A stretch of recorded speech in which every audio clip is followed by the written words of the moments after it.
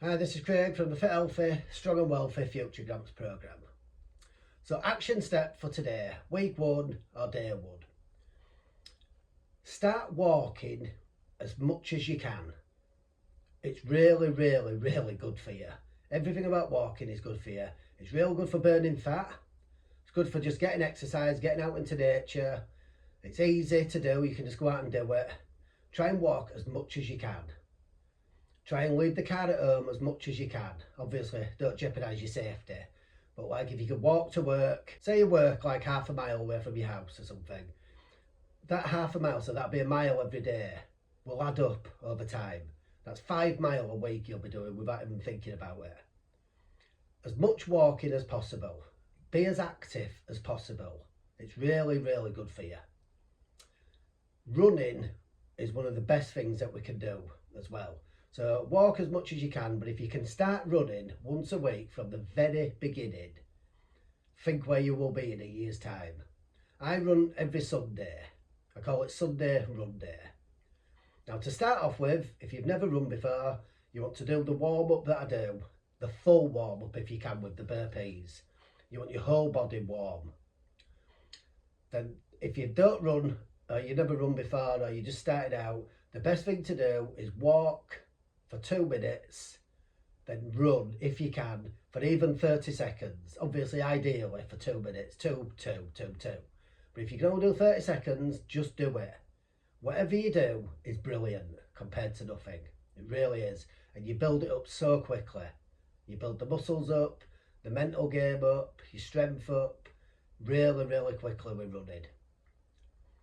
Now the trick is not to see it as a bad thing. Don't think, oh, I've got to go for a run. See it as a good thing, because they're very much like cold showers. You never want to go, you can never be bothered, and you always feel good afterwards. So if you can do it, walk 2, run 30 seconds. I did, and then what we want to be doing is making our runs longer and our walks shorter. But there's no rush. There's literally no rush. You can take as long as you want over this. But if you can go out for just half an hour, even 20 minutes at a time, to build yourself up, obviously if you can do an hour of it, anything longer is going to be better.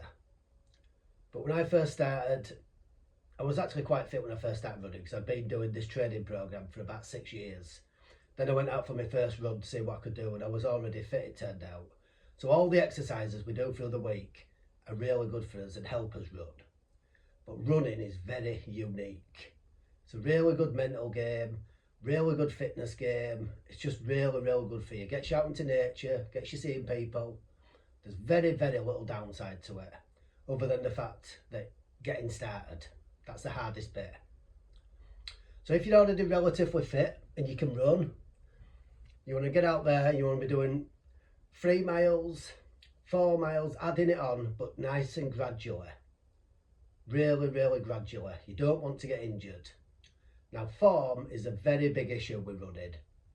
So what we want to be doing ideally with our runs is, imagine you've got a piece of string on your head and somebody's pulling it up, so you're nice and upright. Your hips are nice and forward, that you're not leaning forward, your hips are pretty straight with your head. Want to be keeping our arms nice and steady at the side of us, not over swinging, nice and relaxed. Your whole body wants to be relaxed when you're running. And then you'll have to see how you run. If you're a heel runner, a toe runner, you don't want to be going onto your heel. Ideally, you want to be onto your toes, or the front of your foot, or flat-footed. It's a practice. But all you want to do, what I did, I wrote it on my hand. Head, hips, back, feet. And when I'm running, it just reminds me. And if I start getting an aching in my back, usually my form's off. Then I sort it out and I'm okay. It's really good idea. Just write it on your hand so you remember. Head, hips, back, feet. Always remember them. And then when you're running, just constantly remind yourself to keep your form right. But remember, when you feel like stopping running, you will be at about 40%, but you don't have to over push it to start with. Once you get good, or you start enjoying it more, you build up all your joints, your cartilages, your muscles that you use to run. You know, it takes time. Once you get a bit stronger, and you start going up to 5, 10Ks, you can start pushing yourself. But the idea with the runs at the very beginning is not to push it. You don't want to be coming back absolutely smashed, out of breath, gasping for breath. It's not a race that you're in. So we want to try and keep them as steady. They're called easy runs. Now an easy run, you will get slightly out of breath, but you want to be able to talk. You should be able to hold a conversation. At first you want to be able to hold a conversation easily, then you want to get to the point where you're like huffing and puffing but still can talk. That's still an easy run. You don't want to be going all out. We're now over 40, we don't need to be pushing ourselves all out. Every now and again we'll do a good run where we push our limits if you want, but that's not what we're starting on. We're starting at the very beginning. We're building ourselves up. We're not going to get injured. We're going to get fit, healthy, strong and wealthy. So keep your runs easy. If you've got a heart rate monitor, I've got one on my watch, you want to be using the formula 180 minus your age.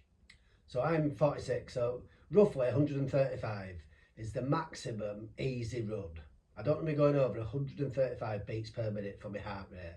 That keeps it in the easy zone. Runs should be easy. What you want to do then is build them up to go longer and longer. You want to be able to run for an hour, maybe more, at that heart rate. Doesn't matter how slow you go, it's about keeping the easy runs. This is what builds your cardiovascular system. Later on, as we progress, we'll start doing sprints, hill runs, things to make us fitter. But this is the first step. Just get out, either walk and run, or just run slowly. But make sure your form's okay. You don't want to get injured. That's action step for the first week. Just make it a habit from the very beginning. Run day, Sunday. Obviously you can do it whenever you want, but it's a very good day to do it. Stops you messing about on a weekend, stops you having a hangover, gets you straight into the right zone, and then you're starting where you mean to be going. As in, you start at the beginning and you're going to keep going and progressing your runs over time. Thank you. See you on the next one.